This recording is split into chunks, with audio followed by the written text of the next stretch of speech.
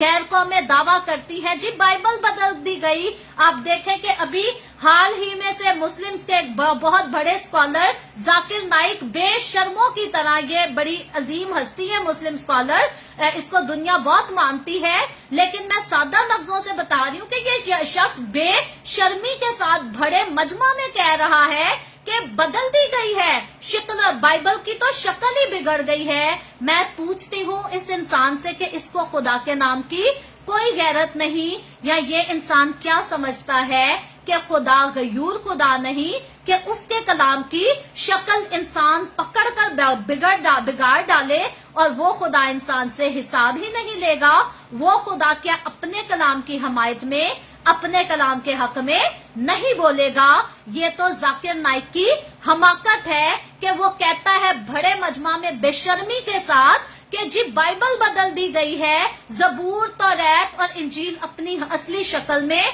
अपनी असली हालत में मौजूद ही नहीं है। मैं पूरे दावे से कहती हूँ जाकिर नाइक ने आज तक खुदा को समझा ही नहीं, खुदा को उसने जाना ही नहीं, खुदा की कुदरत के साथ इसका कोई ताल्लुक ही नहीं, कोई लेन देन ही नहीं, इसलिए ये खुदा के ऊपर झूठे इल्जामात लगाता और कहते हैं कि खुदा के कलाम की शक्ल को इंसानों ने बिगाड़ दिया है और खुदा जो है वो गैरत बेचकर सोया हुआ है, वो अपने हक में बोल ही नहीं सकता। जाकिर नाइक का दावा है कि खुदा बाइबल मुकद्दस की हिफाजत नहीं कर सकता और दूसरे मजाहिब की किताब की, यानी कि इनकी मजहबी किताब की हिफाजत का जिम्मा लिया है, बाकियों की हिफाजत का जिम्मा खुदा ने इंसानों को दिया है। यहाँ पर जाकिर नाइक के ये जो अल्फाज हैं ये बहुत बड़ी ब्लास्फेमी से भरे हुए हैं, क्योंकि ये खुदा की कुदरत की इंसल्ट करता है, खुदा की कुदरत को बेइज्जत करता है। हमारे मसीही जो हैं वो डर के मारे बोलते नहीं कि हमारे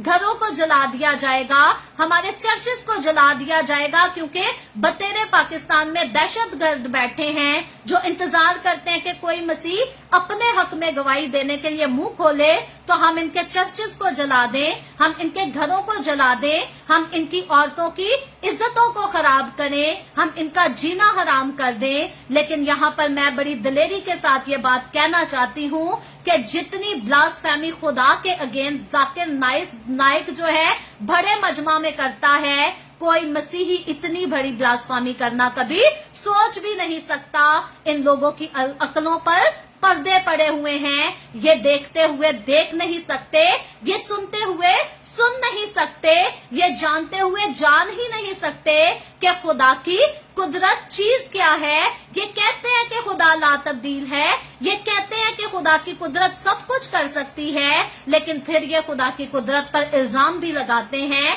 खुदा की कुदरत पर शक भी करते हैं। क्यों करते हैं? सिर्फ अपने आप को सच्चा साबित करने के लिए। लेकिन मेरे अजीजों याद रखें, खुदावन का कलाम कहता है कि खुदा ला तब्दील है और वो गैरत वाला खुदा है। तो खुदा ने कभी किसी इंसान को इजाजत नहीं दी कि खुदा के लफ्जों को बदल सके। किसी किताब में या किसी कॉपी में खुदावन के कलाम को ना कोई बदल सका है और ना कोई बदल सकेगा। हाँ, खुदा के इस खालिस कलाम को देखकर और लोग अपने बथेरे किताबें बना सकते हैं, लिख सकते हैं, बाइबल मुकद्दस से कॉपी पेस्ट बथेरे लोग करके नई बुक्स भी बना सकते हैं, नए मजाहिब भी बना सकते हैं, लेकिन जिंदा खुदा का कलाम अटल है। खुदावन यीशु मसीह ने कहा आसमान और जमीन तो टल जाएगा, लेकिन मेरे मुंह की बातें नहीं टलेंगी। क्यों नहीं टलेंगी यीशु के मुंह की बातें? क्योंकि यीशु मसीह